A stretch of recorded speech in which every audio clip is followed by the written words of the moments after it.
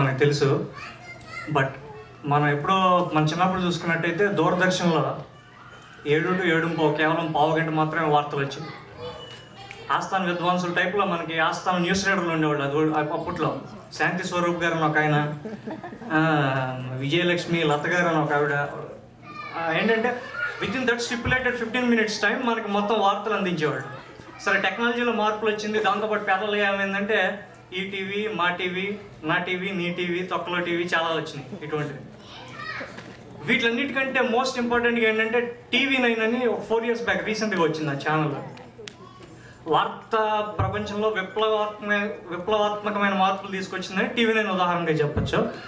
But దాంట్లో కొన్ని programmes ఎలా ఉంటాయంటే చాలా ఫన్నీగా ఉంటాయి. సో ఒక అంశాన్ని తీసుకొని వాళ్ళు ఏ విధంగా రిపీటెడ్గా చూపిస్తూ ఉంటారు అనేది నేను మీకు చేసి చూపిస్తాను. So if you find any of your favorite politicians or film artists in my program, kindly bear with me.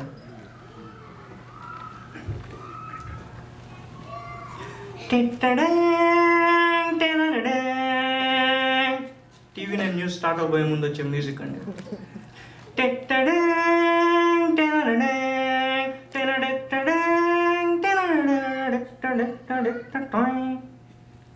నమస్తే, మీరు చూస్తున్నది TV9. నా పేరు దీప. వార్తల్లోకి వెళ్ళే ముందు హెడ్లైన్స్. కర్నూలులోని బాబాయ్, ఇలాగే గొంతు చించుకుని నడుస్తారు, కావాలంటే చూడండి. కర్నూలులోని బాబాయ్ హోటల్లో బల్ల మీద బెల్లం ముక్క, బెల్లం మీద వాలిన ఈగలు.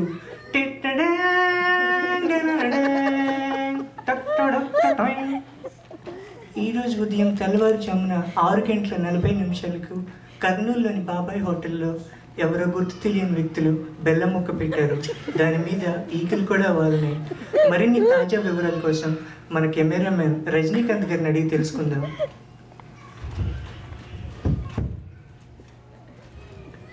Hello hello Rajinikanth. హలో దీప.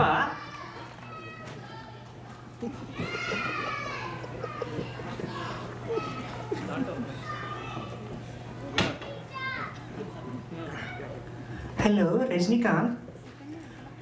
హలో దీప. వినిపిస్తుందా రజనీకాంత్?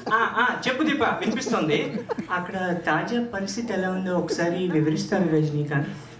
దీప, ఇక్కడ మనం చూసినట్టయితే ఇప్పుడు బెల్లం ముక్క మీద ఈగలు వాలినాయి మన బాబాయ్ హోటల్లో. రజనీకాంత్, అక్కడ బెల్లం ముక్క బల్ల మీద ఎవరు పెట్టారని అనుకుంటున్నారు? ఇప్పుడు అదే చర్చ జరుగుతుంది ఇక్కడ దీప. కొంతమంది అంటున్నారు తెలంగాణ నుంచి కేసీఆర్ బెల్లం ముక్క తీసుకొచ్చి బల్ల మీద పెట్టాడు అంటున్నారు.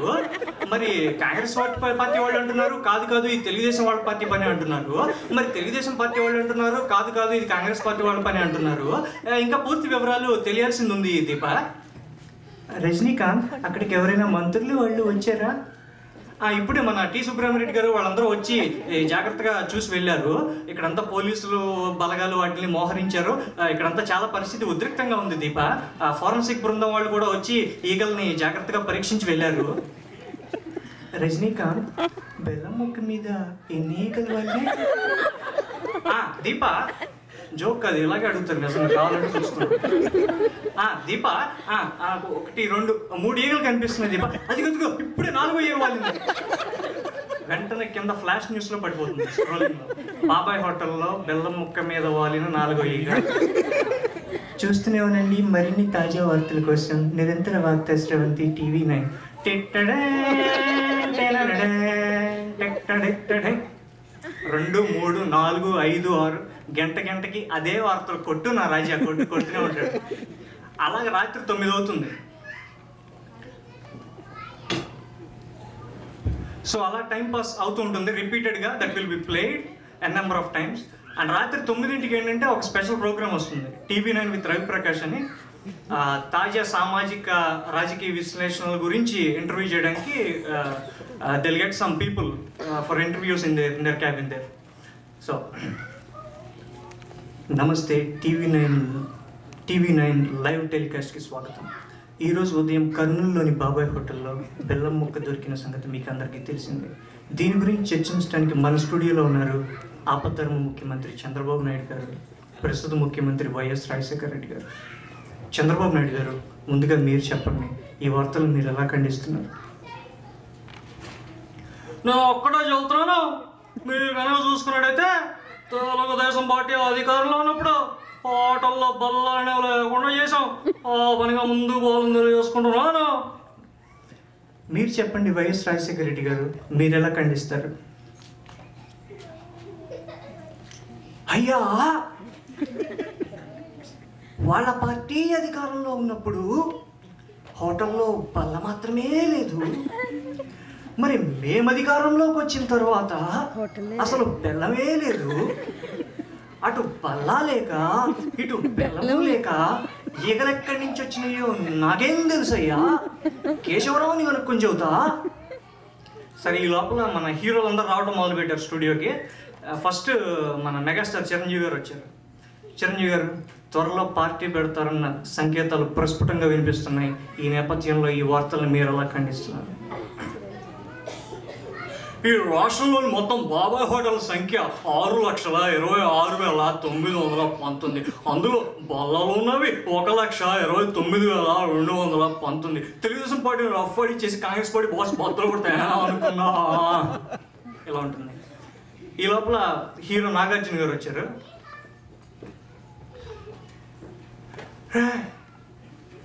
బెల్లం ముక్క మీద ఏగలు వాడకుండా దోమలు వాళ్తాయా?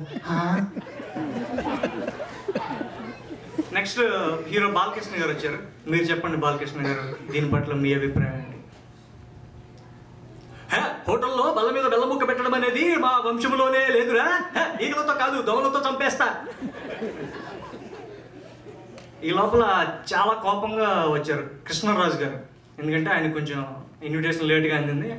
వచ్చి చాలా కోపంగా ఉన్నారు. రెబల్ స్టార్ గారు.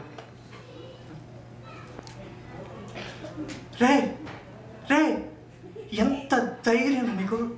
బాబాయ్ హోటల్లో బల్ల మీద బెల్లం ముక్క పెడతాను. నా యాలి ఏంటి ఏంటి బెల్లం మీద ఏగలు వాళ్తారు నాకు చెప్పకుండా నువ్వు? నా యాలి ఎంత ధైర్యం రా నీకు? ఇలా ఉంటుంది.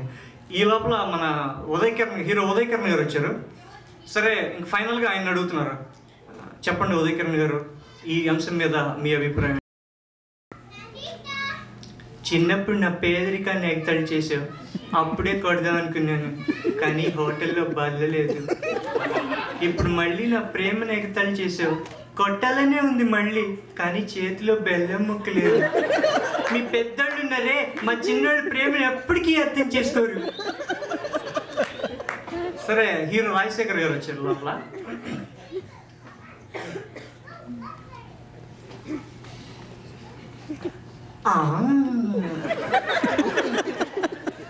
బెల్లం ముక్క మీద ఏగలు వాళ్ళయ్యా.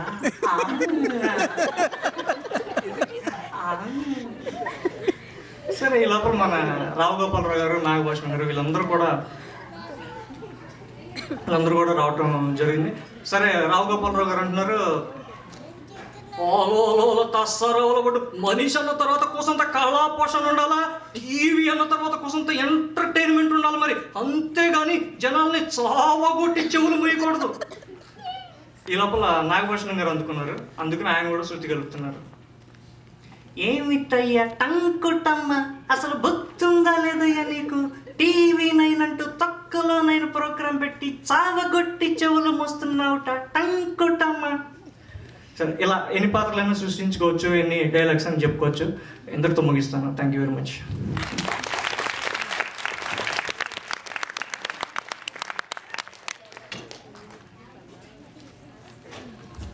చాలా బాగా చేశారండి, మిమిక్రీ చాలా బాగుంది. ఇందాక అడగడం మర్చిపోయారండి, ఇంటికి అమ్మాయి దొరికిందా లేదా? కానీ ఇండియాలో కూడా మీకు లంగావణి వేసుకుని బొట్టెట్టుకుని పూలు ఎట్టుకుని అమ్మాయి దొరకదు, కష్టమే. అందుకని ఇక్కడ గుడ్ లక్.